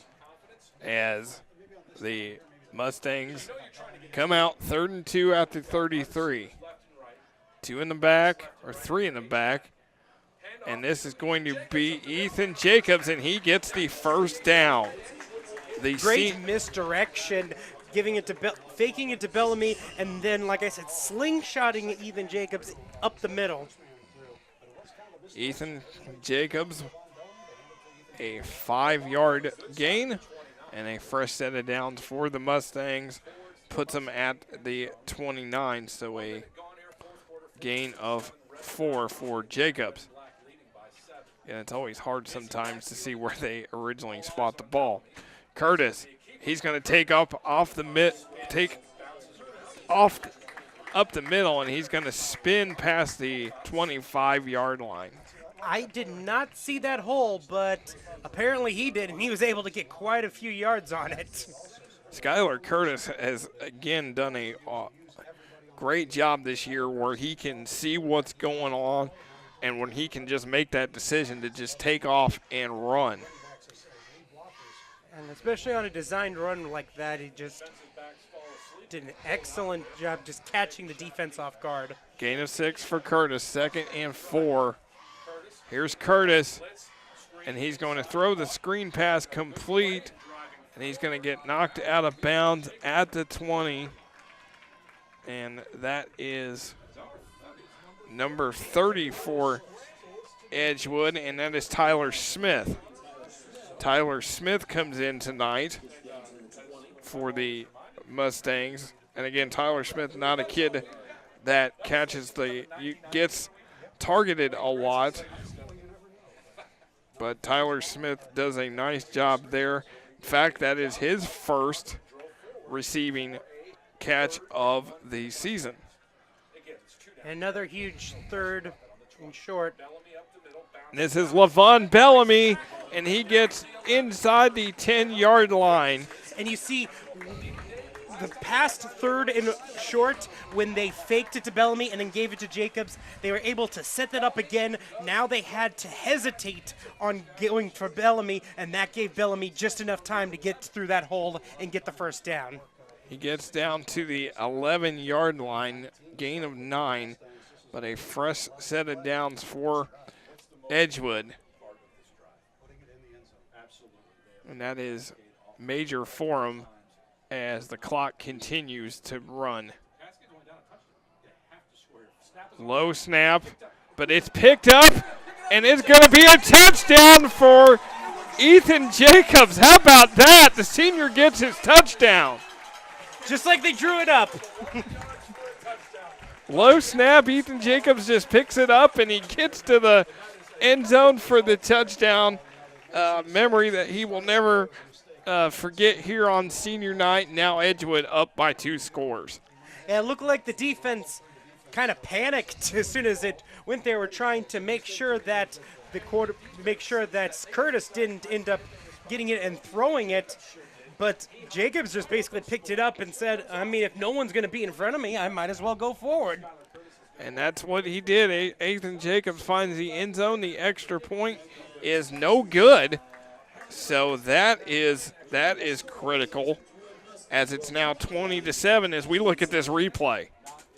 Yeah, basically, it kind of turned into an accidental direct snap as it hit the turf and then kind of went into his hands.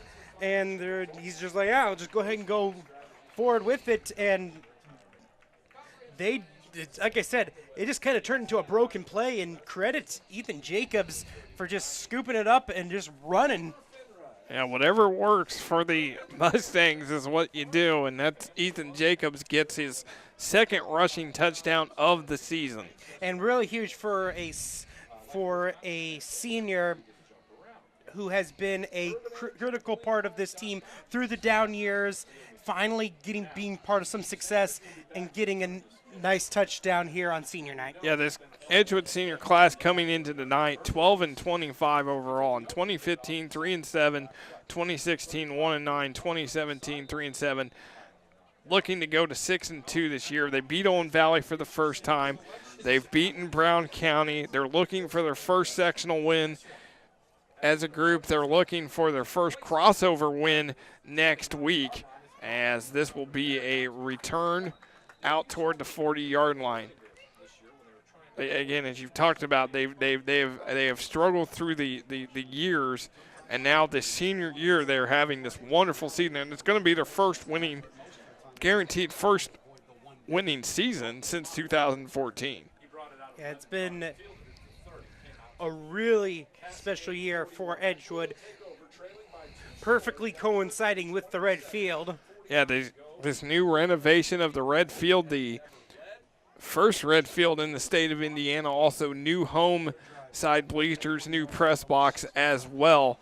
So this will be the senior class that gets to say, hey, we got to play on this thing first, as Justin Hurst takes off into Edgewood territory. He keeps going down the sidelines before being knocked out near the 20-yard line. For a receiver, he has some great running back instincts, just putting down the shoulders and just running right through people. And Cascade has been able, as we've talked about, to use the jet sweeps, the misdirections to their advantage tonight. Not giving up yet, down 2 scores. And the ball at the 25-yard line. So the Cadets into Edgewood territory, and that will be up the middle for Hurst on that gain. Bring it a second down and 9. Both teams still have 3 timeouts left, so this game, if especially if Cascade's able to score here, is far from over. Far from over, approaching 8 minutes to go here. Again, a fast-moving game, as it has not even been 2 hours yet. So fast-moving game, and we're halfway through the. And looks like a encroachment, maybe an offsides. As that will be on Edgewood. Penalties are really starting to rack up. Now the Mustangs, that has been a absolute killer for Edgewood, as now you're getting to the 19-yard line, so Cascade in the red zone. As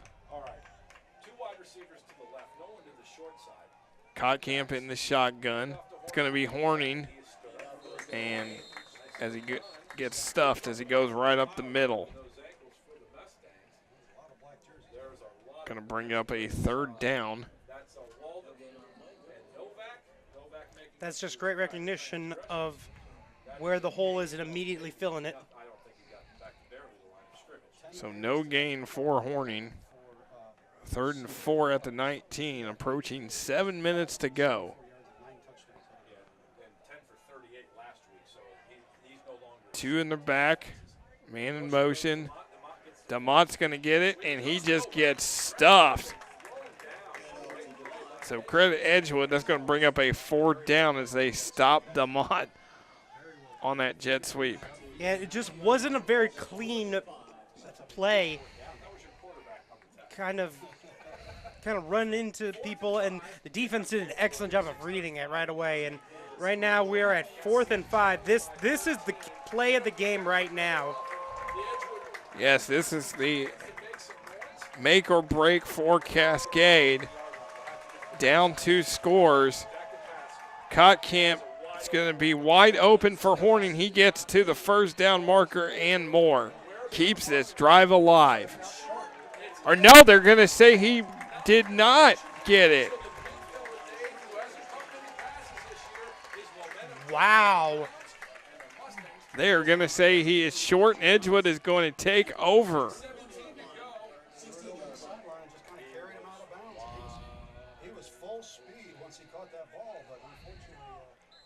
I thought maybe he stepped out of bounds when he first caught it and he tried to avoid the sideline, but they're going to say that he is just short of the 1st down. It was a gain of 4, so he was a yard short. He had to get to the 15. He got to the 16. Here's Levon Bellamy. Gets to the outside. Got a man to beat. Levon to the 40. Goes upfield, midfield. Got a blocker. Here he goes. Levon Bellamy's going to get his 3rd touchdown of the night. I'm sorry, but Skylar Curtis literally just blew up a man. That's more important right now. You just got blown up by a quarterback. Skylar Curtis just blew up Cascade, and Levon Bellamy blew it into the end zone, 84 yards.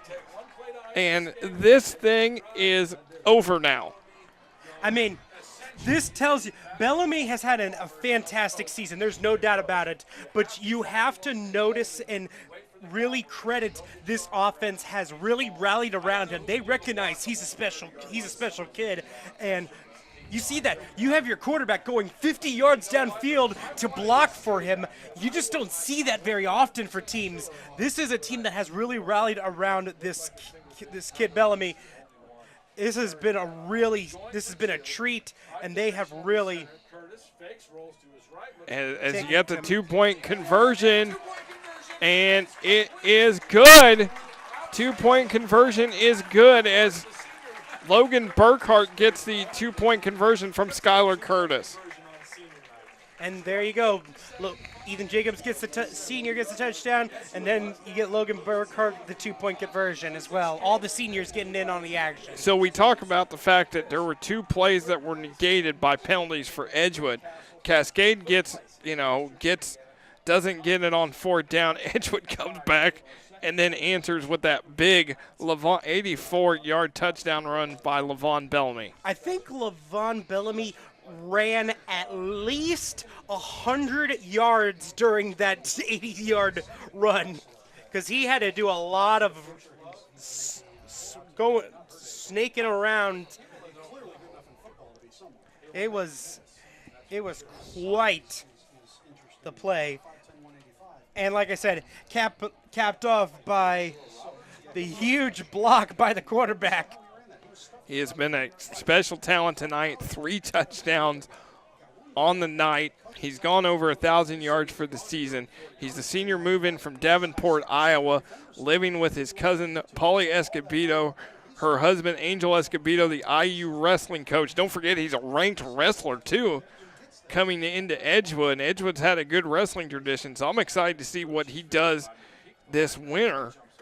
Not only, I mean, he's definitely got to put some football programs in the state on notice. Oh, yeah, absolutely. You mentioned at the beginning of the season, he said a lot of people don't know me. I want them to know who I am. A lot of teams have a lot of catching up to do on the recruiting trail. Absolutely, and you know, he talked about after the Owen Valley game how when he got here, all he heard about is Owen Valley, and he was happy to get that win, get that trophy, and he loves playing on this red field. And he has been a kid that they've rallied around all season as Horning gets the carry here for the Cadets. After the Mitchell game, Coach Rosenberg, he was sitting there. The Escobedos weren't able to make the game, and he was sitting there on the sidelines kind of slumped over, and he said, listen, you know, we're a football family, and they have definitely, you know, brought that attitude to him, and he has definitely enjoyed himself and has really, this community has rallied around him. And that is a pass complete from Camp. Looks like Benson Walker, number 5, with the reception. First time calling Walker's name. He's a 6'8", 200-pound senior. Again, these teams will find out where they play in the sectional draw on Sunday at 6 o'clock. Mustangs hoping for another home game. They have hosted 7 years in a row in the first round, looking for their first sectional win since 2014. Camp, it is complete, or they're going to say incomplete.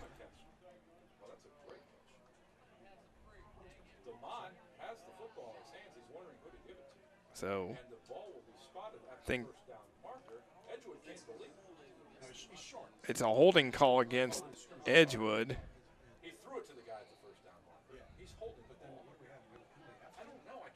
So penalties again. I think there's a lot of no indication yet. Now it is holding against Edgewood.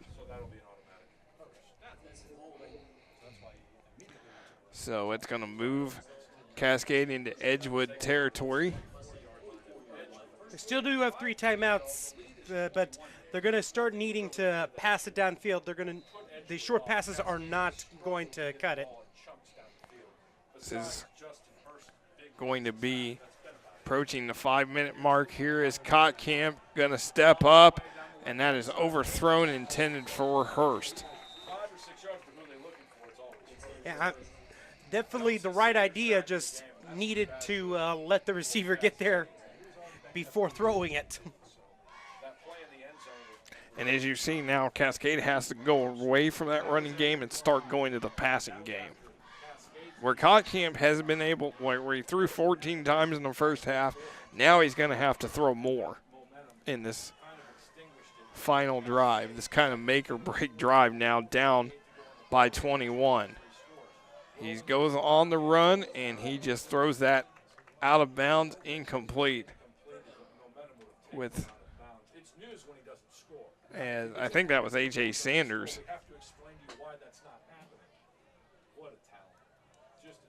So 3rd and 10 at the 44 for the Cadets. Again, we saw the Gatorade bath a couple weeks ago that Coach Rosenberg got against Owen Valley. Do we see it again tonight? As, you know, they're going to get second place here in the division. Their highest finish since the crossover started, and that one is complete. And that is Zarek Chmielewski, the sophomore. His second reception of the night. And they move the chains to the 28. Camp steps up, pressure coming. He's going to get past the original line of scrimmage, make a man miss, and get near the first down marker before going out of bounds. So a nice run by Camp. Yeah, I thought there was maybe going to be a flag at the end of the play, the way he fell down, but it was just an awkward tackle. But a nice run and getting out of bounds.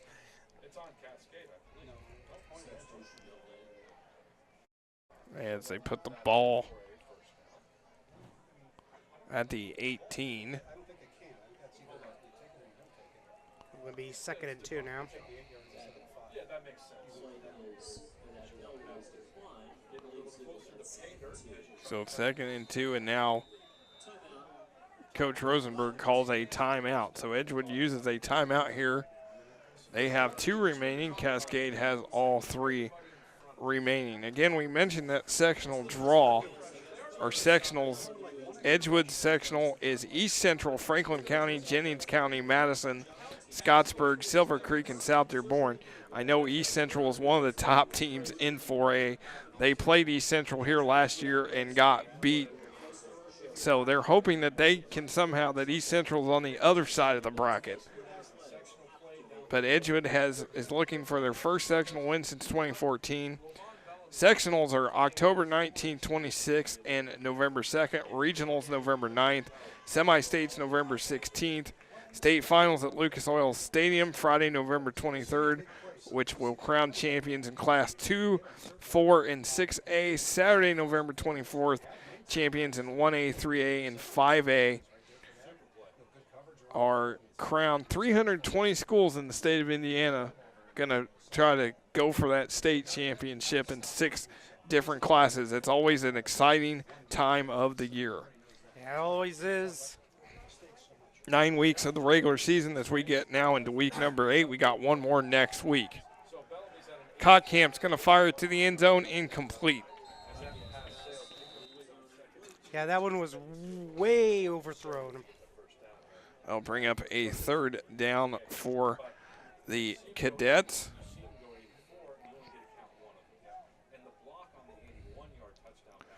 As 4:32 to go again next week, we are at Bloomington North for the final week of the regular season. Southport comes to town. 2nd straight year the Cardinals have made the trip to Bloomington North. Conference realignments and scheduling has Southport coming back to Bloomington North this season. So we look forward to bringing you that matchup next week. Here is Camp. It is complete. He stiff arms, spins a man. That is Dalton DeMont, number 3, with the reception. And that will be a first down at the 12.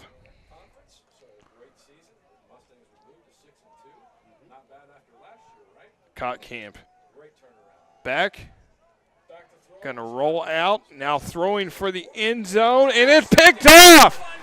And this is gonna be a big play. And that's Levon Bellamy with the interception. How about that? Just excellent job. It looked like he definitely, that Camp had the angle on that, but Bellamy just able to stretch, use that speed to just close that gap real fast and intercept that ball.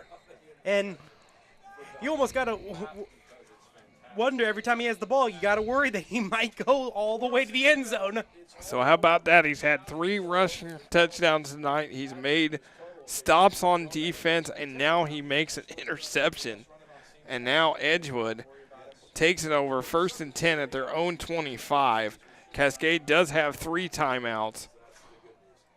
And this is Curtis. He's going to go up the middle, and he's going to get near the 30-yard line. But we've talked about how everybody's rallied around Levon Bellamy this season, and I think the guy who's most benefited from Bellamy is Skylar Curtis. Yeah, I mean, he's done it both ways. I mean, with the way he's been able to step up and throw, and then the way he's been able to command this offense and be able to take off and run when he has to. Yeah, it's created a pecking order in the offense, and because they have to worry about Bellamy and they have to respect the run, they're able to give time for Curtis to pass. And here is the handoff. And clock continues to run. And now we've got an injured Mustang.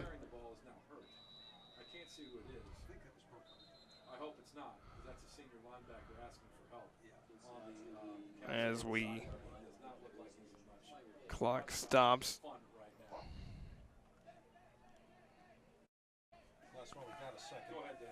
So it is. See, it's a 3rd and 4 as you see Coach Rosenberg coming across. Austin Heckman, senior kicker. Levon Bellamy having just an amazing night tonight. David Brown's been As again, the training staff does a great job of getting out there and attending to these young men.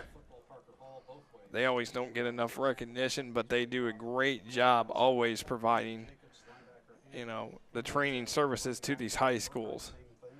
As you see the Mustangs getting a drink of water. You see the scoreboard there, 28-7, 3:05 left.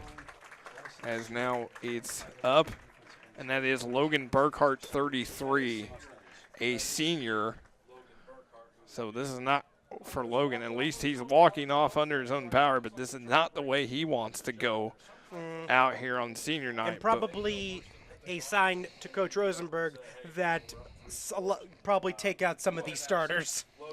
Yeah, take out some of these starters. I mean, the game is up 28-7. You got just over 3:05 left to go. But it looks like they're going to stay for right now in this game. Burkhart does go to the sidelines. So a 3rd and 4 at the 31. And clock continues to run here. Play clock down to 1. And now it's Skylar Curtis up the middle. Here goes Curtis past midfield. Off to the races. 1 man to beat. Curtis is going to win the foot race and score. Skylar Curtis scores on senior night. And Edgewood is going to go play for 3rd place next week. He's early. He's not even a senior yet. He missed the memo on that. Only seniors can score on senior night. But in all honesty, as I said, Curtis is such a great runner. And literally, he turned that. He basically got the first down, noticed that there was nobody around, and just went to the outside. Without Bellamy on the team, Curtis would be the biggest running threat on this team. And as it is, he is the 2nd leading rusher on the team. 4 rushing touchdowns coming into tonight, 412 yards. The extra point is up and no good again. So it is 34-7, 2:28 left to go. And what we thought was, when it was 14-7, all of a sudden 20 unanswered points by the Mustangs.